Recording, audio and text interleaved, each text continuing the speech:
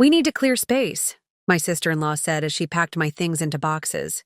"My name is Florence, and I'm a 30-year-old artist living in a small city in Michigan. This is a story about a betrayal and the dinner that changed everything." The first thing I heard was the sound of her laugh. Not the fake, polite laugh she used on strangers, but her real one. The laugh she only used when she thought she had won. I was already seated at a table 2 tables away with my back to them. I didn't turn around right away. I wanted the moment to last and to sting. The waiter poured my wine. My hand didn't shake, not even once. I took 3 deep breaths before I looked over my shoulder, and there she was. My sister Anna was wearing my engagement dress with her hair styled, exactly how I had planned to wear it next month. Across from her was my fiancé John. His hand was on hers. Our restaurant, our table, my life. Before John and I met 2 years ago, he was not an exciting person. He was a very stable person, the kind of person who made you feel like you were the center of his world. He remembered how I liked my coffee, kissed my forehead in public, and told me I was the safest place he had ever known. And my sister Anna was the wild one, always competing, always pushing boundaries. We were close at one time until I started getting the things she wanted. Jobs, friends, and now it seemed men.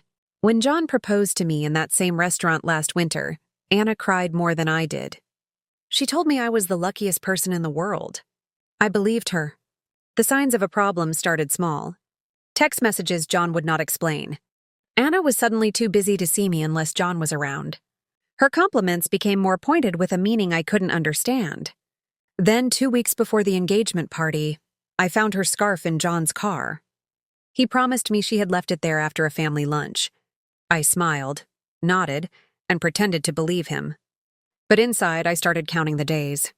I didn't try to find out the truth myself. I waited. And last Thursday, fate handed me the proof I needed. A friend texted me, "Isn't this your sister? She's at la table with a tall man. He looks like your fiancé." She sent a photo. Anna and John were at the same table where we had celebrated our anniversary. His tie was loose and her hand was on his leg. I stared at the image for a full minute. I wasn't angry or sad, just empty. People expect you to fall apart when your heart is broken. I didn't. I became calm and focused. First, I moved my savings into a private bank account. I quietly canceled the shared credit card. Then, I called the restaurant and made a reservation for the table, right next to theirs for Saturday night. Same time, same waiter. I chose my black dress, the one John hated because he said it made me look distant. When I arrived on Saturday, the host gave me a weird look. "They are already here," he whispered. Perfect. I sat down 2 tables away, close enough to hear their low voices. John was leaning in, saying something about how it would all be over soon.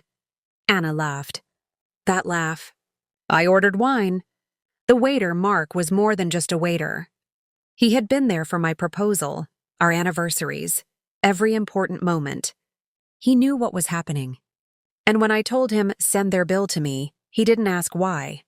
Halfway through their meal, I stood up and walked past their table slowly. Anna's eyes met mine first. She froze with her fork in the air. John turned pale. "Good evening," I said. There was no anger, no shouting, just a calm and steady voice. "You both look ready for this." Anna mumbled something about it being a coincidence. John opened his mouth but closed it again. I leaned down just enough for only them to hear. "You should have picked another restaurant and another dress." I straightened up and handed Mark an envelope. Inside was a copy of the prenuptial agreement. John didn't know. I had changed last month and the photos from my friend. "I'll get my check at the bar," I told Mark. Then to them, "Enjoy your meal. It's the last one you'll have here." They didn't follow me right away. I think they were still in shock. But when I got to the bar, I heard their voices get louder. John was blaming her. Anna was blaming him. It was perfect. By Monday, my lawyer had filed a lawsuit for breach of trust under the prenup clause. John lost the apartment. My apartment. Anna's husband, who was still married, also got the photos. By Tuesday, she was living at our mother's house, pretending it was temporary. The last I heard, John was sleeping in a hotel. I don't miss them. I miss the person I was who thought they were my family. But that person is gone. The person left is stronger and quieter. And when I hear laughter in a restaurant now, I don't feel bad.